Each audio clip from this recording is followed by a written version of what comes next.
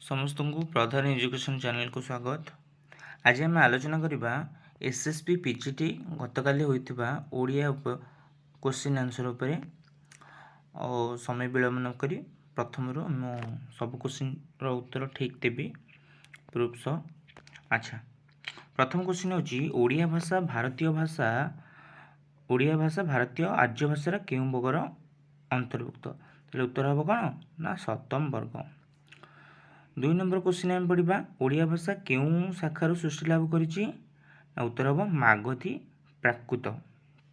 मन रहा उत्तर कौन ना मागधी प्राकृत।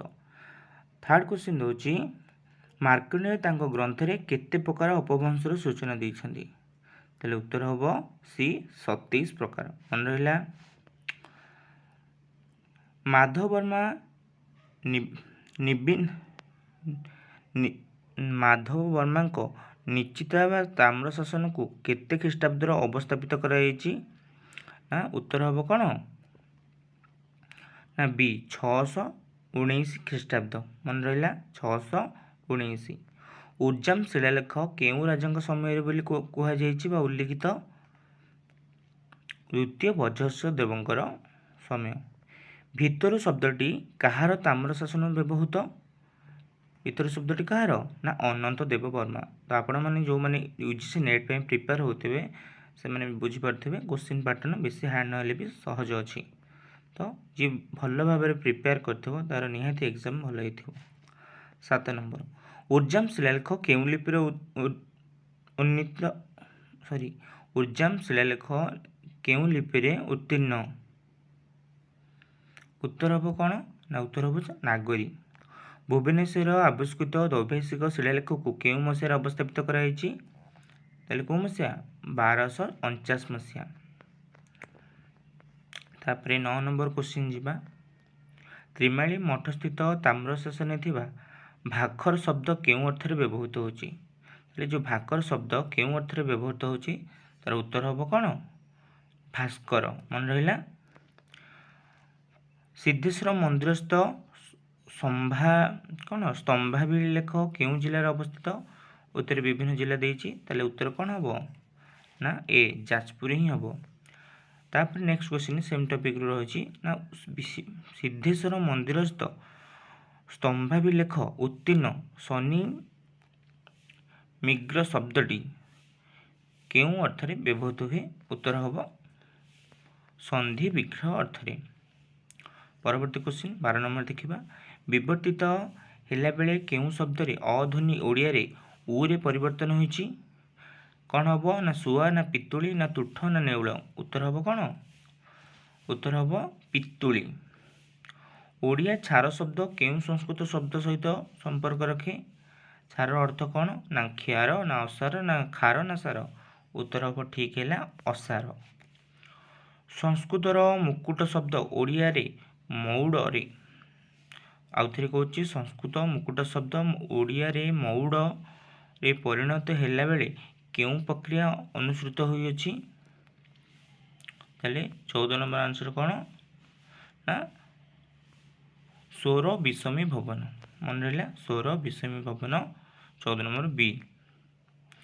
ओडिया रे केउं प्रत्यय सीधासलख भाव में प्रकृति आसी आईनश्रेणिया शब्द गठित होछि। बढ़िया क्वेश्चन। ताले केते नंबर 15 नंबर उत्तर हम इणिया शब्द बा ओडिया रे केउं प्रत्यय ना इणिया प्रत्यय होई लगी आईनश्रेणिया होइछि। 16 नंबर केउं शब्दटी आरबिक शब्द नुहे खासी अजब अचानक और जखम।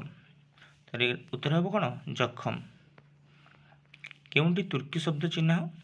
तो सब पिलांकर एटा बेसी डिफिकल्ट होता है शब्द आम केमती चिन्हवा ताकू भल भाव में जी आम भाषा साहित्य पढ़िया विभिन्न बही अच्छी वासुदेव बही ये बही आम पढ़ा जी आम निहाती सहज हम। ताले कौन तुर्की शब्दटी कौटा ना चपाती हूँ गोटे तुर्की शब्द। रुटी को जहाँ को आम साधारणतः चपाती कही था आंध्र स्टेट रे। ओडिशा रे पर्तुगीज माने केबे वाणिज्य केंद्र प्रतिष्ठा करथिले ओडिशा रे। मन रख उत्तर हम कौन 1514 मसीह से आसते। इस्पात शब्दटी केउं वैदेशिक शब्द ओडिया आसी इस्पात शब्द उत्पन्न हम पर्तुगीज। କେଉଁ ସଂସ୍କୃତ ଗୁଡ଼ିକ କେତେକ ପରିବର୍ତ୍ତନ ସହ ଓଡ଼ିଆ ଶବ୍ଦ ଭଣ୍ଡାରକୁ ସମୃଦ୍ଧ କରିଛନ୍ତି ସେଗୁଡ଼ିକ କେଉଁ ଶବ୍ଦ କୁହାଯାଏ? ଯେଉଁ ସଂସ୍କୃତ ନା ତାକୁ ସାଧାରଣତଃ ଆମେ କ'ଣ କହିବା ନା ତଦ୍ଭବ ଶବ୍ଦ ଆମେ କହିଥାଏ। ଚର୍ଯା ପଦର ସିଦ୍ଧ ସାଧକମାନଙ୍କ ମଧ୍ୟରୁ ସର୍ବପ୍ରାଚୀନ ଭାବରେ କାହାକୁ ଆମେ କହିଛେ ନା ସରହପା। ହରପ୍ରସାଦ ଶାସ୍ତ୍ରୀଙ୍କ ଦ୍ୱାରା ପ୍ରକାଶିତ ଦୋହାକୋଷର ପ୍ରଣେତା କିଏ ନା କାହ୍ନୁପା। ମନେ ରହିଲା, ହରପ୍ରସାଦ ଶାସ୍ତ୍ରୀଙ୍କ ଦ୍ୱାରା ପ୍ରକାଶିତ ଦୋହାକୋଷର ପ୍ରଣେତା କିଏ ନା କାହ୍ନୁପା। 23 ନମ୍ବର ଚାଲ, ଓଡ଼ିଶାରେ କେଉଁ ଧର୍ମାବଲମ୍ବୀମାନଙ୍କ ମଧ୍ୟରେ ସତ୍ୟନାଥୀ ପନ୍ଥା ଓ ରାଉଳ ପନ୍ଥା ଲୋକପ୍ରିୟ ଥିବାର ଜଣାଯାଇଥାଏ? ତାହେଲେ ଉତ୍ତର ହେବ କ'ଣ ନା ନାଥ ଧର୍ମାବଲମ୍ବୀ। ମନେ ରହିଲା, ନାଥ ଧର୍ମାବଲମ୍ବୀ। ମତ୍ସ୍ୟେନ୍ଦ୍ର ଗୀତାରେ ନାଥ ଧର୍ମୀଙ୍କର ଆରାଧ୍ୟ ଦେବତା ଭାବରେ କାହାକୁ ବର୍ଣ୍ଣନା କରାଯାଇଛି? ଉତ୍ତର କ'ଣ ହେବ?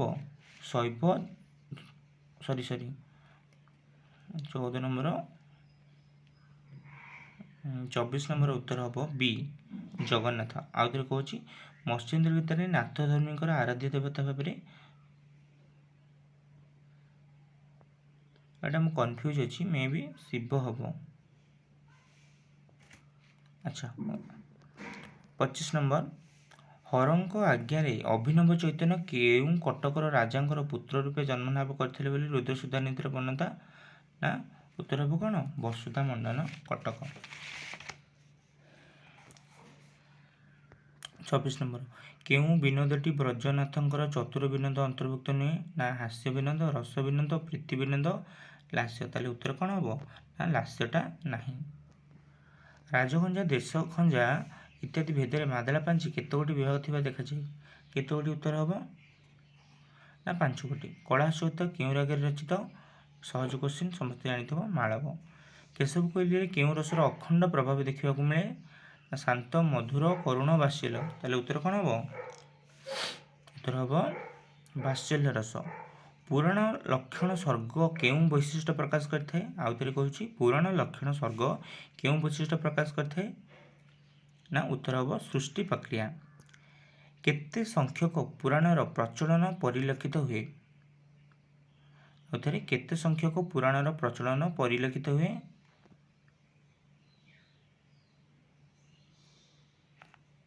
ଉତ୍ତର ହେବ ଅଷ୍ଟାଦଶ। କେଉଁଟି ଓଡ଼ିଆର ପଞ୍ଚପୁରାଣ ଭିତରେ ଗଣାଯାଏ ନାହିଁ? ଭାଗବତ, ସ୍କନ୍ଦ, ହରିବଂଶ, ନୃସିଂହ। ତାହେଲେ 32 ନମ୍ବର ଉତ୍ତର ହେବ ସ୍କନ୍ଦ। 33 ନମ୍ବର ଚାଲ, କେଉଁଟି ଶିବ ସ୍ୱରୋଦୟ ଗ୍ରନ୍ଥ ସମ୍ପର୍କିତ ମନ୍ତବ୍ୟ ନୁହେଁ? ଏହା ଯଶୋବନ୍ତ ଦାସଙ୍କ ଦ୍ୱାରା ରଚିତ, ଏହା ଶିବଙ୍କ ଦ୍ୱାରା ଉପସ୍ଥାପିତ, ଏଠାରେ ସ୍ୱର ବିଜ୍ଞାନୀ ସମ୍ପର୍କରେ ମନ୍ତବ୍ୟ ପ୍ରଦତ୍ତ, ଶିବ ନାରଦଙ୍କୁ ଏହି ଉପଦେଶ ପ୍ରଦାନ କରିଛନ୍ତି। ତାହେଲେ ଉତ୍ତର ହେବ 33 ନମ୍ବର ଡି। 34 ଦେଖିବା, ଶିଶୁ ଅନନ୍ତଙ୍କ ରଚନା ଏଇଟା କ'ଣ? 84 ଆଜ୍ଞା ହିଁ ହେବ, ଏଇସବୁ ଅଲଗା ଅନ୍ୟମାନଙ୍କର। 35 ନମ୍ବର ଏ, ରାମ ବିବାହ କଳ୍ପଲତା କାବ୍ୟର ରଚୟିତା କିଏ? ଏଇଟା ସମସ୍ତେ ଜାଣିଥିବେ, ଅର୍ଜୁନ ଦାସ। ନରସିଂହ ଶରଣଙ୍କ ବିରଚିତ ପରିମଳା କାବ୍ୟ କେଉଁ ପର୍ଯ୍ୟାୟଭୁକ୍ତ? ପୌରାଣିକ ନା କାଳ୍ପନିକ ନା ଐତିହାସିକ ନା ବୈଷ୍ଣବ ତତ୍ତ୍ୱ? ତ ଏଇଟା କ'ଣ? କାଳ୍ପନିକ। 37 ନମ୍ବର ଯିବା, ନରସିଂହ ଶରଣଙ୍କ ଗୋପଗେଳି କାବ୍ୟର ବିଷୟବସ୍ତୁ କାହା ଉପରେ ଆଧାରିତ ସାଧାରଣତଃ?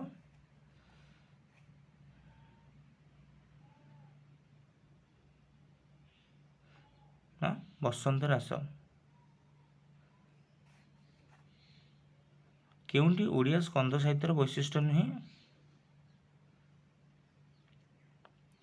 କ'ଣ? କେବଳ କବିତା ପାଇଁ କବିତା ରଚନା କରିବା। ଏଇଟା ହେବ 38 ନମ୍ବର ଡି। 39, ଗୋବିନ୍ଦ ଚନ୍ଦ୍ର ପୁସ୍ତକ ରଚୟିତା କିଏ? ନା ଯଶୋବନ୍ତ ଦାସ, ସମସ୍ତେ ଜାଣିଥିବେ। କେଉଁଟି ଶିଶୁନାଥଙ୍କ ରଚନା ନୁହେଁ? ରୁକ୍ମିଣୀ ବିବାହ, ନା ଉଷାବିଳାସ, ନା ଶଶିସେନା? ଏଇନା କ'ଣ? ଶଶିସେନା କାହାର? ନା ପ୍ରତାପ ରାୟଙ୍କର ଶଶିସେନା। ତାହେଲେ ଉତ୍ତର କ'ଣ ହେବ ଏଇଟା? 40 ନମ୍ବର ବି। କିଏ ରୀତିରାତ୍ମା କାବ୍ୟସ୍ୟ କହି ରୀତି ତ ମହତ ପ୍ରତିଷ୍ଠାନ କରିଥିଲେ? କିଏ? ଆଚାର୍ଯ୍ୟ ବାମନ। କେଉଁଟି ପଣ୍ଡିତରାଜ ଜଗନ୍ନାଥଙ୍କ କୃତି?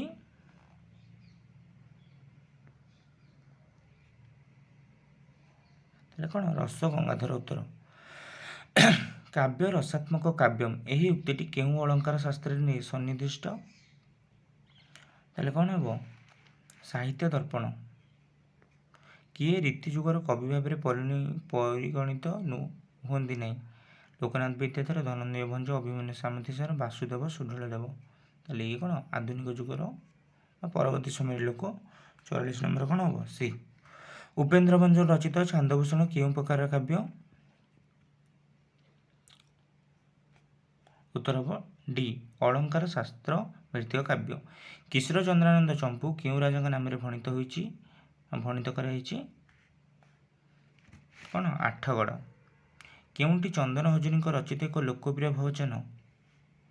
କ'ଣ? ଚକା ନୟନରୁ ପତିତ କେହି। ଭୁଜ ତଳେ ମତେ ରଖ ମହାବାହୁ, ବାହୁ ତଳେ ମତେ ରଖ। ଏଇ ଜଣାଟି କାହାର ଅତି ସୁନ୍ଦର ଭଜନ ବା ଜଣାଣ? କ'ଣ? ବୀରକେଶର ଦେବ।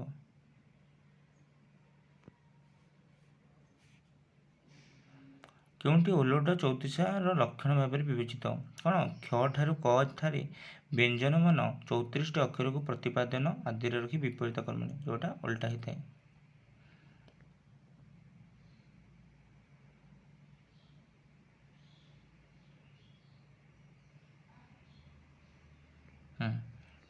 ସରକାରୀ ଶିକ୍ଷା ବ୍ୟବସ୍ଥାର ନିର୍ଦ୍ଦେଶ ରୂପକ କେଉଁଠାରେ ଲେଖାଯାଇଛି? ସରକାରୀ ଶିକ୍ଷା ବ୍ୟବସ୍ଥାର ନିର୍ଦ୍ଦେଶ ରୂପକ କେଉଁଠାରେ ସର୍ବପ୍ରଥମ ଇଂଲିଶ ସ୍କୁଲ ପ୍ରତିଷ୍ଠା ହୋଇଥିଲା? 50 ନମ୍ବର ଉତ୍ତର ହେଲା କ'ଣ? ନା ପୁରୀ। କଟକର ଉତ୍କଳ ବ୍ରାହ୍ମ୍ୟ ସମାଜ ଅନୁଷ୍ଠାନର ପ୍ରତିଷ୍ଠାତା କିଏ? ହରନାଥ ଭଟ୍ଟାଚାର୍ଯ୍ୟ। ମନେ ରହିଲା ନା ହରନାଥ ଭଟ୍ଟାଚାର୍ଯ୍ୟ। ଖ୍ରୀଷ୍ଟ ଧର୍ମ ପ୍ରଚାର ନିମିତ୍ତ କେଉଁ ପ୍ରେସରୁ ପ୍ରଥମେ ଜ୍ଞାନରତ୍ନ ପତ୍ରିକା ପ୍ରକାଶ ପାଇଥିଲା?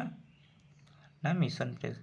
ସତ୍ୟବାଦୀ ପତ୍ରିକା 1915ରେ କେଉଁଠାରେ ପ୍ରକାଶିତ ପାଇଥିଲା? ସତ୍ୟବାଦୀ ମନେ ରଖ କୋଉଠୁ?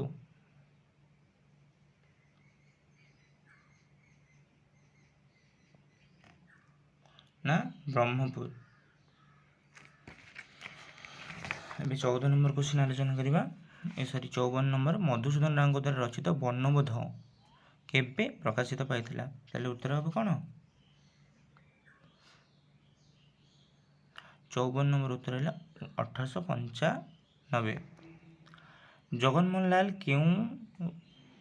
ଯେଉଁ ସ୍ଥାୟୀ ରଙ୍ଗମଞ୍ଚ ନିର୍ମାଣ କରିଥିଲେ ତାର ନାମ ହେଲା କ'ଣ? ନା ରାଧାକାନ୍ତ ରଙ୍ଗମଞ୍ଚ। ସମସ୍ତେ ଜାଣିଥିବେ। ଫକୀରମୋହନ ସେନାପତିଙ୍କ କେଉଁ ରାଜ୍ୟ ଦରବାର ଦ୍ୱାରା ସରସ୍ୱତୀ ଉପାଧିରେ ତାଙ୍କୁ କେଉଁଠି ସରସ୍ୱତୀ ଉପାଧିରେ ଭୂଷିତ କରାଯାଇଥିଲା ବା ଭୂଷଣ କରାଯାଇଥିଲା? 56 ନମ୍ବର ଉତ୍ତର କ'ଣ? ନା ବାମଣ୍ଡା ରାଜା। ଫକୀରମୋହନଙ୍କ ବାଲ୍ୟ ନାମର କ'ଣ? ବାଲ୍ୟ କାଳର ନାମ ଥିଲା କ'ଣ? ନା ବ୍ରଜମୋହନ। ମୁଁ ଜଲ୍ଦି କହୁଛି ଯାହାଦ୍ୱାରା ପିଲାମାନଙ୍କ ସମୟ ନଷ୍ଟ ନ ହେବ, କମ୍ ସମୟରେ ବହୁତ କ୍ୱେଶ୍ଚିନ୍ ଜାଣିପାରିବେ। ମୁଁ ଅପସନ୍ ପଢ଼ୁନି, ଡାଇରେକ୍ଟ ଆନ୍ସର କହୁଛି। ମଧୁସୂଦନ ରାଓଙ୍କ କୁସୁମାଞ୍ଜଳି କବିତା ସଞ୍ଚୟନୀ କେବେ ପ୍ରକାଶ ପାଇଥିଲା? 58 ନମ୍ବର ଆନ୍ସର ହେଲା ଡି କ'ଣ? 1903। 59 ନମ୍ବର ଯିବା। ମଧୁସୂଦନଙ୍କ ବସନ୍ତ ଗାଥା କବିତା ସଂକଳନ କେଉଁ ପ୍ରକାର କବିତା ସଂକଳିତ ହୋଇଛି? ତାହେଲେ ଏଇଟା କ'ଣ? ବସନ୍ତ ଗାଥା ଗୋଟେ କ'ଣ? ସନେଟ୍ ଧର୍ମୀ। ଉତ୍କଳ କାହାଣୀର ସମ୍ପାଦକ କିଏ? ଡାଇରେକ୍ଟ କ୍ୱେଶ୍ଚିନ୍ ପଡ଼ିଛି ସବୁ ପ୍ରାୟ। କିଏ? ନା ଗୋପାଳ ଚନ୍ଦ୍ର ପରିହାଜ। କେଉଁଟି ଶଶିଭୂଷଣ ରାୟଙ୍କ ରଚିତ ପୁସ୍ତକ? ଶଶିଭୂଷଣଙ୍କର କ'ଣ? ଉତ୍କଳର ଋତୁଚିତ୍ର। ମନେ ରହିଲା ଶଶିଭୂଷଣଙ୍କ ଉତ୍କଳ ଋତୁଚିତ୍ର।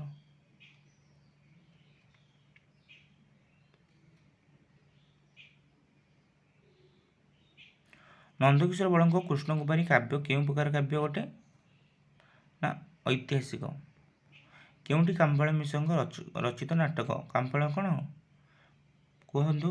ତାହେଲେ କ'ଣ? 27 ନମ୍ବର ସୀତାବିବାହ ହେଉଛି କାମ୍ପାଳଙ୍କ ନାଟକ। ନନ୍ଦିକେଶରୀ ନାଟକଟି କାହା ଦ୍ୱାରା ରଚିତ ହୋଇଥିଲା? କାହା ଦ୍ୱାରା? ଭିକାରୀ ଚରଣ ପଟ୍ଟନାୟକଙ୍କ ଦ୍ୱାରା। ରାଧାନାଥଙ୍କ ରଚିତ ବିବେକୀ ପ୍ରବନ୍ଧ ପ୍ରଥମେ କେଉଁ ପତ୍ରିକାରେ ପ୍ରକାଶ ପାଇଥିଲା? ବିବେକୀ କ'ଣ? ଉତ୍କଳ ଦର୍ପଣ। କେଉଁଟି ମଧୁସୂଦନ ରାଓଙ୍କ ରଚିତ ପାଠ୍ୟପୁସ୍ତକ ନୁହେଁ? ସାହିତ୍ୟ ମଞ୍ଜରୀ, ସାହିତ୍ୟ ପ୍ରସଙ୍ଗ, ସାହିତ୍ୟ କୁସୁମ, ବ୍ୟାକରଣ ପରିଚୟ। ତାହେଲେ ଉତ୍ତର ହେବ କ'ଣ? ବ୍ୟାକରଣ ପରିଚୟ। କନ୍ୟାମଲ୍ଲେ 5 ଅର୍ଜୁନ 5 ଲୋକକଥାର ପ୍ରଚଳକ ସାରଳା ମହାଭାରତର କେଉଁ ପର୍ବରେ ଅଛି? ନା ଉଦ୍ଯୋଗ ପର୍ବରେ। ମନେ ରଖ କନ୍ୟାମଲ୍ଲେ 5 ଅର୍ଜୁନ ମଲ୍ଲେ 5 ସାରଳା ସାହିତ୍ୟରୁ ଆସିଛି। ଗୋଲୋକପୁତ୍ର ଭାବରେ କାହାକୁ ଆମେ ସାଧାରଣତଃ ସମ୍ବୋଧନ କରିଛେ? ନା ଭୀମ ଓ ଦୁର୍ଯ୍ୟୋଧନକୁ। ବଳାନନ୍ଦ ଦାସଙ୍କ ରଚନା ବଉଳ ଅଧ୍ୟାୟ କାହାର କଥୋପକଥନ ଶୈଳୀରେ ରଚିତ? ତାହେଲେ ଯୁଧିଷ୍ଠିର ଜଗନ୍ନାଥ। ଉଦୟକାଣୀ କାହା ରଚନା? ଅଚ୍ୟୁତାନନ୍ଦ ଦାସଙ୍କର। କେତେ ସୁନ୍ଦର କ୍ୱେଶ୍ଚିନ୍ ପଡ଼ିଛି। କୋଇଲେ ଅନେକ ହିଂସିଲା ରାୟ କଂସ ଅଣହେଳା କରିଣ ଆପେଣ ଗଲା ନାଶ। କେଶବ କୋଇଲିର ସମ୍ପୃକ୍ତ ପଦରେ ଆଦ୍ୟ ଅକ୍ଷର ଭାବରେ ବ୍ୟବହୃତ କେଉଁ ଅକ୍ଷର କ୍ରମେ ବ୍ୟବହୃତ ହୋଇଛି? 71 ସି। ଅଣ କିଏ ଆଚାର୍ଯ୍ୟ ହୋଇ ଶିବ ପାର୍ବତୀଙ୍କ ବିବାହ କରାଇବାକୁ ବେଦୀରେ ବସିଲେ ବୋଲି କୈଳାସ ଚୌତିସାରେ ବର୍ଣ୍ଣିତ ହୋଇଛି? ତାହେଲେ ବଢ଼ିଆ କ୍ୱେଶ୍ଚିନ୍। କିଏ ଆଚାର୍ଯ୍ୟ ହୋଇ? ନା କିଏ? 72 ବ୍ରହ୍ମା ହେଲେ। ଉତ୍ତର ହେବ ବ୍ରହ୍ମା। ଏବଂ ଭୂତ ପ୍ରକାରେ ସେ ଜଗତ ପ୍ରକୃତି ଅମ୍ବିକା ଲାବଣ୍ୟ ସମୁଦ୍ର ଲକ୍ଷ୍ମୀ ଉଧରି ଆଣିଲା ଅତ୍ୟନ୍ତ ଯତ୍ନ ସୃଜିଲା। ରୁଦ୍ର ସୁଧାନିଧିରେ ବର୍ଣ୍ଣନା କାହାଙ୍କ ପାଇଁ ଉଦ୍ଦିଷ୍ଟ? ତାହେଲେ କ'ଣ? 73 ଆନ୍ସର ହେବ କ'ଣ? ଡି ସଞ୍ଜୀବନୀ କନ୍ୟାଙ୍କ ପାଇଁ। ରହସ୍ୟ ମଞ୍ଜରୀ କାବ୍ୟରେ ପରିସମାପ୍ତି ନିମିତ୍ତ କେଉଁ କେଉଁ ଦେବତାଙ୍କ ନିକଟରେ ଆଶିଷ ଭିକ୍ଷା କରିଛନ୍ତି? ରହସ୍ୟ ମଞ୍ଜରୀ କେଉଁ ଦେବତା ସିଏ ହେବ? 74 ବି। କିଏ? ନା ଶ୍ରୀ ଜଗନ୍ନାଥ। ରସକଲ୍ଲୋଳ କେତେ ଛାନ୍ଦ ବିଶିଷ୍ଟ? 35 ଛାନ୍ଦ। ମନେ ରଖନ୍ତୁ ରସକଲ୍ଲୋଳ, ସରି ଭୁଲ କହିଲି, ରସକଲ୍ଲୋଳ ଛାନ୍ଦ ସଂଖ୍ୟା ହେଲେ କ'ଣ? 34।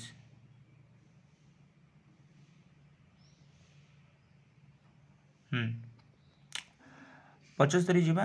କେଉଁ ରାଜା ଉପେନ୍ଦ୍ର ଭଞ୍ଜଙ୍କୁ ବୀରବର ଉପାଧି ଦେଇଥିଲେ? ତାହେଲେ କିଏ? ନୟାଗଡ଼ର ରାଜା। ଅଭିମନ୍ୟୁ ସାମନ୍ତ ସିଂହାର ରଚିତ ପ୍ରେମ ଚିନ୍ତାମଣି କେଉଁ ପ୍ରକାର କାବ୍ୟ? ଅଭିମନ୍ୟୁଙ୍କର ନା ଗୋଟେ ପୌରାଣିକ କାବ୍ୟ। କେଉଁଟି କବିସୂର୍ଯ୍ୟଙ୍କ ରଚନା ନୁହେଁ? ଚନ୍ଦ୍ରକଳା, ହାସ୍ୟ କଲ୍ଲୋଳ, କ'ଣ ଶରତ ରାସ, କିଶୋର।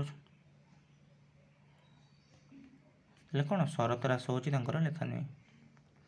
କେଉଁଠି ବ୍ରଜନାଥ ବଡ଼ଜନକ ହିନ୍ଦୀ ରଚନା? ଏଟା ସମସ୍ତେ ଜାଣିଛ। କେଉଁଟା? ନା ବି ଗୁଣ୍ଡିଚା ବିଜେ। ଜଗନ୍ନାଥ ହୋ କିଛି ମାଗୁନାହିଁ ତତେ ସମ୍ପୂର୍ଣ୍ଣ ରଚନାଟି କାହାର? ନା ଆମେ ଜାଣିଛୁ କ'ଣ? এইটা ମୁଁ ବି କନଫ୍ୟୁଜ ଅଛି। ମେ ବି ବନମାଳୀ ହେବ। ତଥାପି ସଠିକ୍ ଉତ୍ତର ଆପଣମାନେ ପଚାରିକି ଅନ୍ୟମାନଙ୍କୁ କହିବେ। ମୋତେ ଲାଗୁଛି ବନମାଳୀ। ତ ଏଇଟା ମୁଁ କନଫ୍ୟୁଜ ସିଓର ନୁହଁ। ଆଚ୍ଛା 81 ଗୋପାଳକୃଷ୍ଣ ପାରଳାଖେମୁଣ୍ଡି ରାଜାଙ୍କର କେଉଁ କାର୍ଯ୍ୟରେ ନିଯୁକ୍ତି ଥିଲେ? କ'ଣ? ପରାମର୍ଶଦାତା ଭାବରେ। କେଉଁଟି ଭୀମ ଭୋଇଙ୍କ ରଚନା ନୁହେଁ? କେଉଁଟା? ଆଦି ଅନ୍ତ ଗୀତ ତାଙ୍କର। ନିର୍ବେଦ ସାଧନା, ଅଷ୍ଟକ ବିହାରୀ ଗୀତା ତାଙ୍କର। କ'ଣ? ବିପଦାନବ ଚୌତିସା ଯେଉଁ ଏଇଟା ଅଛି 82 ନମ୍ବର। କ'ଣ? ଏଇଠି ହିଁ ହେବ। କେଉଁଟି ରସରତ୍ନାକର କାବ୍ୟର ବୈଶିଷ୍ଟ୍ୟ ନୁହେଁ? ତାହେଲେ ଉତ୍ତର କ'ଣ ହେବ? Rasaratnakar 23 number D. ତାହେଲେ ପ୍ରତ୍ୟେକ ଛାନ୍ଦ ଗୋଟିଏ ସ୍ୱତନ୍ତ୍ର ରାଗରେ ରଚିତ। ତ କ୍ୱେଶ୍ଚିନ୍କୁ ଭଲ ଭାବରେ ପଢ଼ିଦେବେ। ରାମଶଙ୍କର ରାୟଙ୍କ ରଚିତ ଲୀଳାବତୀ କେଉଁ ପ୍ରକାର ନାଟକ? ଐତିହାସିକ ନା କାଳ୍ପନିକ ନା ଧର୍ମଭିତ୍ତିକ ନା ସାମାଜିକ? ତାହେଲେ 84 ନମ୍ବର ଆନ୍ସର କ'ଣ ହେବ? ନା ସାମାଜିକ। ବିଧବା ଭଉଣୀ ଚାନ୍ଦମଣିର ଦସ୍ତଖତ ଲାଲ ଜାଲ କରି ନଟବର ଦାସ କେଉଁ ତାଲୁକର ସର୍ବାଧିକାରୀ ହୋଇଥିଲା? ତାହେଲେ ଉତ୍ତର ହେବ କ'ଣ? 85 ନମ୍ବର ଡି ନରିପୁର। ଫକୀରମୋହନଙ୍କ ଗଳ୍ପ ସ୍ୱଳ୍ପରେ ଦୁଇଟି ଯାକ ଭାଗରେ ସମୁଦାୟ କେତୋଟି ଅଛି? ସମସ୍ତେ ଜାଣିଛ 20ଟି। କେଉଁଟି ରାଧାନାଥଙ୍କ ସଂସ୍କୃତ ରଚନା ନୁହେଁ? ଭାରତୀ ଗୀତିକା, ତୁଳସୀ ସ୍ତବକ, ଧବଳେଶ୍ୱର ସ୍ତୋତ୍ରମ୍, ସେଇ କାଳିକା ସ୍ତୁତିମ୍। ତାହେଲେ କେଉଁଟା ହେବ? 87 ନମ୍ବର ସି ତୁଳସୀ ସ୍ତବକ।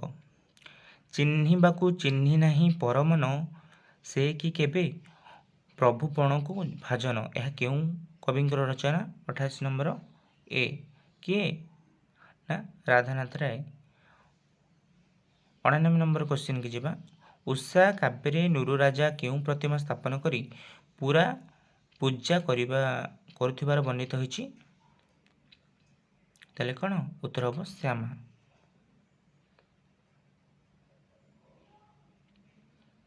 କ୍ୱେଶ୍ଚିନ୍ ଭଲ କି ଶୁଣ। ଉଷା କାବ୍ୟରେ ନୁରୁ ରାଜା କେଉଁ ପ୍ରତିମା ସ୍ଥାପନ କରିଥିଲେ? ନା ଶ୍ୟାମା ପ୍ରତିମା। ସରି କ୍ୱେଶ୍ଚିନ୍ ବସିଲେ 90 ନମ୍ବର କ୍ୱେଶ୍ଚିନ୍ ଦେଖିବା।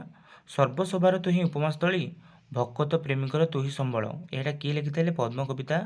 ତାହେଲେ କେଉଁଥିରେ? ଆମେ 9 କ୍ଲାସ୍ରେ ଅଛି ପଦ୍ମ ମଧୁସୂଦନ ରାୟଙ୍କର। ଗଙ୍ଗାଧର ମେହେରଙ୍କର ତପସ୍ୱିନୀ କାବ୍ୟ କେତେ ସର୍ଗ ବିଶିଷ୍ଟ? ତାହେଲେ କେତେ? 11 ସର୍ଗ ବିଶିଷ୍ଟ। ବିଶ୍ୱନାଥ କରଙ୍କ କେଉଁ ପତ୍ରିକା ସମ୍ପାଦକ କୁହ? ତାହେଲେ ଆମେ ଜାଣିଛେ ସମସ୍ତେ ଉତ୍କଳ ସାହିତ୍ୟ। ପଲ୍ଲୀକବି ନନ୍ଦକିଶୋର ବଳଙ୍କ କନକଲତା ଉପନ୍ୟାସ କେତେ ପରିଚ୍ଛେଦ ବିଶିଷ୍ଟ? ତାହେଲେ ଉତ୍ତର ହେବ କ'ଣ? 16। ପଣ୍ଡିତ ନୀଳକଣ୍ଠ କେଉଁ ପୁସ୍ତକ ପାଇଁ କେନ୍ଦ୍ର ସାହିତ୍ୟ ଏକାଡେମୀ ଦିଲ୍ଲୀ ପୁରସ୍କାର ଲାଭ କରିଥିଲେ? କ'ଣ ନା ତାଙ୍କର ଆତ୍ମଜୀବନୀ। କାଳିନ୍ଦୀ ଚରଣ ପାଣିଗ୍ରାହୀଙ୍କ କେଉଁ ଉପନ୍ୟାସ ପାଇଁ 1930ରେ ଆନନ୍ଦ ଲହରୀ ଉପନ୍ୟାସ ପକ୍ଷରୁ ପ୍ରକାଶିତ କରିଥିଲେ? ତାହେଲେ କୋଉଟା? ମାଟିର ମଣିଷ। କେଉଁଟି ସଚ୍ଚି ରାଉତରାୟଙ୍କ ଗଳ୍ପ ସଂକଳନ? ତାହେଲେ କୋଉଟା ହେବ? କୁହ। ସ୍ୱର୍ଗତ, ମଶାଣିର ଫୁଲ, ପାଥ୍ୟ, ହସନ୍ତ। ତାହେଲେ କ'ଣ? ମଶାଣିର ଫୁଲ ତାଙ୍କର ଗଳ୍ପ ସଂକଳନ। ଏମାନଙ୍କ ମଧ୍ୟରୁ କେଉଁ ଚରିତ୍ରଟି ଅମୃତର ସନ୍ତାନ ଉପନ୍ୟାସର? ସରୋଜିନୀ, ଏଇଟା କ'ଣ? ଦାନାପାଣିର। ହେଲା ଟିକ୍ରାଜାନୀ, ଏଇଟା କ'ଣ? କେଉଁ ଟିକ୍ରାଜାନୀ ମାଣ୍ଡିଆଜାନୀ, ଏଇଟା କ'ଣ? ସରସୁପଦର। ଆଉ କେଉଁଟା ରହିଲା? ସରସୁପଦ କହିଲେ ଏଇଟା ପରଜା ଉପନ୍ୟାସର। ଛବି ରବି, ଏଇଟା ଅଲଗା ଉପନ୍ୟାସ। ତାହେଲେ ଏଇଟା କ'ଣ? ପୁବୁଲି ହେବ। କେଉଁ କୃତିଟି ସୁରେନ୍ଦ୍ର ମହାନ୍ତିଙ୍କ କ୍ଷୁଦ୍ର ଗଳ୍ପ ସଂକଳନ ନୁହେଁ? ଶେଷ କବିତା, ନା କବି ନର୍ତ୍ତକୀ, ନା କୃଷ୍ଣଚୂଡ଼ା, ଅଚିଳାୟତନ। ତାହେଲେ 8 ନମ୍ବର କ'ଣ ହେବ? ଡି, ଅଚିଳାୟତନ ହିଁ ହେବ। ଗୁରୁପ୍ରସାଦ ମହାନ୍ତିଙ୍କ ସମୁଦ୍ର ସ୍ଥାନ କେଉଁ ପୁରସ୍କାର ପାଇଥିଲା? ତାହେଲେ ମନେ ରଖ କେନ୍ଦ୍ର ସାହିତ୍ୟ। তুমি ଦେଖ ଡାଇରେକ୍ଟ କୋଶ୍ଚିନ୍, ଗଳ୍ପ ସଂକଳନ ପୁରସ୍କାର ଏଇଭଳି କୋଶ୍ଚିନ୍ ପଡ଼ୁଛି। ତ ଯିଏ ଭଲ କରିଥିବ, ଆଶା କରୁଛି ସମସ୍ତଙ୍କ ଏକ୍ଜାମ୍ ଭଲ ହେଇଥିବ। ଯିଏ ପରିଶ୍ରମ କରୁଛି ସେ ତ ନିହାତି ଭାବରେ ପାଇବ, କାହିଁକିନା ପରିଶ୍ରମ କେବେ ବୃଥା ଯାଏନି। ରାଜକୀୟ ନିସଙ୍ଗତା, କାଞ୍ଚନ କୁନ୍ତଳାର ତରବାରୀ, হৈମନ୍ତୀ ଇତ୍ୟାଦି କବିତା ଗ୍ରନ୍ଥର କବି କିଏ? ତାହେଲେ ଉତ୍ତର ହେବ କ'ଣ? ବିନୋଦ ଚନ୍ଦ୍ର ରାୟ। ଆଶା କରୁଛି 100ଟା କୋଶ୍ଚିନ୍ର 99% ଠିକ୍ ଅଛି। ଗୋଟେ ଦୁଇଟା ମୁଁ କନଫ୍ୟୁଜ୍ ଅଛି, ସେଇଟା ବୁଝିଦେବେ। ଆଶା କରୁଛି। ଧନ୍ୟବାଦ। ଚ୍ୟାନେଲକୁ ଲାଇକ୍, ସେୟାର, ସବସ୍କ୍ରାଇବ୍ କରିବେ, କମେଣ୍ଟ କରିବେ।